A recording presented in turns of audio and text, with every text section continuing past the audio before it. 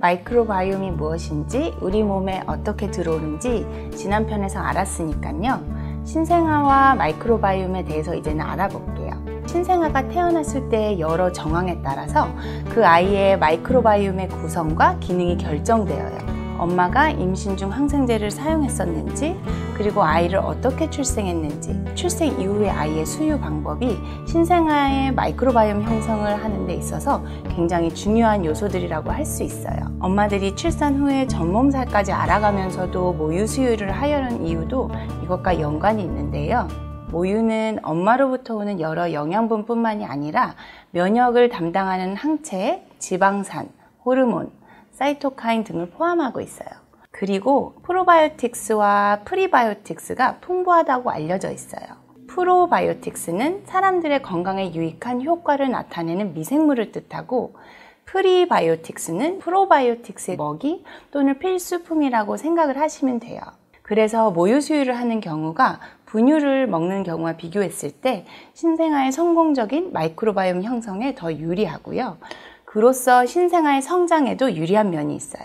신생아의 장내 세균총의 25에서 30%가 모유에서부터 유래하게 되거든요. 그렇기 때문에 소아과 의사들이 모유 수유를 초기부터 충분히 하는 것이 중요하다고 말씀을 드리는 거예요. 이렇게 생후 6개월까지 아이에게 성공적으로 마이크로바이옴의 공생관계를 최적화시켜주게 되면 건강한 성장과 발달을 자극할 수 있어요. 항생제 사용에 대해서도 이야기를 해볼게요. 아이가 엄마 뱃속에 있을 때 엄마가 사용했던 항생제까지도 이 마이크로바이옴 형성에 영향을 끼친다고 해요. 항생제를 사용한 경우 비피도박테리움 같이 좋은 세균이 자리를 잡는 데는 항생제를 사용하지 않은 군에 비해서 좀 시간이 더 많이 걸릴 수 있다고 하더라고요. 그래도 다행인 것은 처음에는 마이크로바이옴의 구성에 차이가 있지만 생후 12주부터는 그 차이가 없어진다고 해요. 사용하지 않은 군과 비교를 했을 때 다양성에는 큰 차이가 없다는 거죠. 여기서 다시 한번 꼭 강조하고 싶은 것은 무턱대고 항생제 사용을 거부하시면 안 된다는 거예요.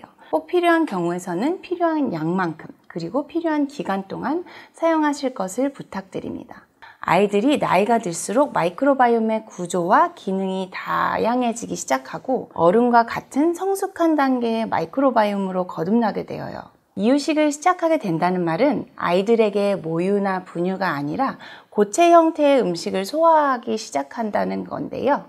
먹는 것이 달라지니까 몸 안을 구성하는 미생물의 종류도 변화할 거고, 그러면 특히 대장에서 하는 역할도 변화가 생길 거예요. 아이들의 변에서 지방 연소를 도와주고 면역을 관리하는 단사슬 지방산이 더 많이 발견이 되게 되고요. 탄수화물이나 아미노산의 대사, 비타민 생합성, 그리고 생체 이물의 분해를 할 수 있게 되어요. 결국 아이들의 마이크로바이옴은 성장과 발달을 하는데 더 특화된 형태라고 말할 수 있어요.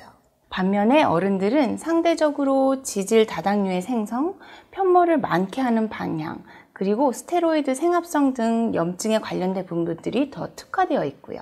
아이들은 생후 3세가 되면서 마이크로바이옴이 이전에 비해서 상대적으로 안정되고 또 성인과 같은 형태의 마이크로바이옴을 형성하게 되는데, 이게 10대까지 발전이 계속된다고 합니다.